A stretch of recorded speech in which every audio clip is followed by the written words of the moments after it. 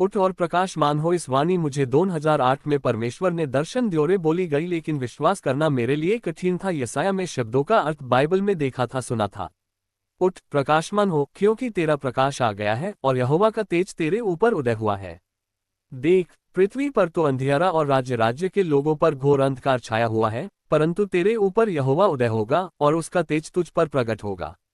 और अन्यजातियां तेरे पास प्रकाश के लिए और राजा तेरे आरोहण के प्रताप की ओर आएंगे। यशाया अध्याय 60 वचन 1-2-3।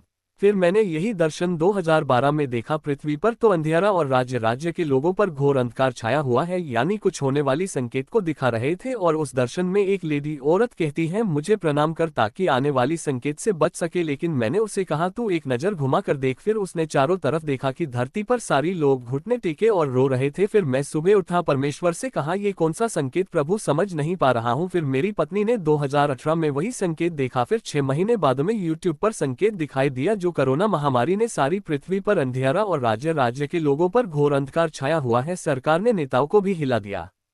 जब जब धरती पर छा जाता है भ्रष्टाचार, तब तब परमेश्वर का सूर्य हर मनुष्य पर उदय होता है। मुझे 2008 से ये महामारी के बारे में बता रहे थे, लेकिन किसी ने सुना नहीं। परमेश्वर ने मेरे परिवार के लिए उस समय अच्छा खाना पीना रहना सब सही तरह से करके रखा। लोग मर रहे थे और हम खा पी रहे थे जैसे नोहा के समय लोग मर रहे थे और नोहा अपने लोगों को जहाज में बंद थे। यही हालात हम इस महामारी कराना में देखा। यही था आने वाली संकेत। अगर फिर भी लोगों ने मन नहीं फिराया, ये ऐसे संकेत आते रहेंगे। मत्ती अध्याय 3 वचन 2। मन बदलो, क्योंकि स्वर्ग का राज्य नजदीक है।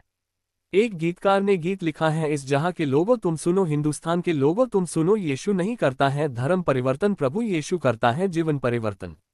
क्या किसी नगर में नरसिंगा फूंकने पर लोग न थरथराएंगे? क्या यहोवा के बिना भेजे किसी नगर में कोई विपत्ति पड़ेगी? इसी प्रकार से प्रभु यहोवा अपने दास भविष्यद्वक्ताओं पर अपना मर्म बिना प्रकट किए कुछ भी न करेगा। सिंह गरजा, कौन न डरेगा?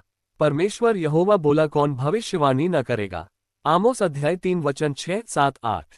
भारत में कोरोना वायरस संक्रमण का सबसे पहला मामला केरल के त्रिशूर में 30 जनवरी 2020 को सामने आया था। इसके अगले ही दिन यानी 31 जनवरी को विश्व स्वास्थ्य संगठन ने कोरोना वायरस को वैश्विक चिंता की अंतर्राष्ट्रीय आपदा घोषित किया था। अब लगभग 1 साल बाद और करीब 1 करोड़ मामले सामने आने के बाद भारत शनिवार यानी 16 जनवरी 2021 से दुनिया का सबसे बड़ा टीकाकरण कार्यक्रम शुरू करने जा रहा है। भारत में कोरोना वायरस के खिलाफ लड़ाई में बीते 1 साल का सफर उतार चढ़ावों भरा रहा है। इस दौरान देश कभी गहरी निराशा में डूबा तो कभी इस महामारी के खिलाफ लड़ाई में जीत की मजबूत उम्मीदें बंधी। और भी साक्ष्य मेरे जीवन से जुड़ी हैं ताकि लोग विश्वास करें और प्रभु की महिमा को देखें। धन्यवाद। अगर किसी को मेरी साक्ष्य अच्छी लगे तो लाइक और सब्सक्राइब करें। आपका विश्वासु प्रेरित महिद्रा वेटाट।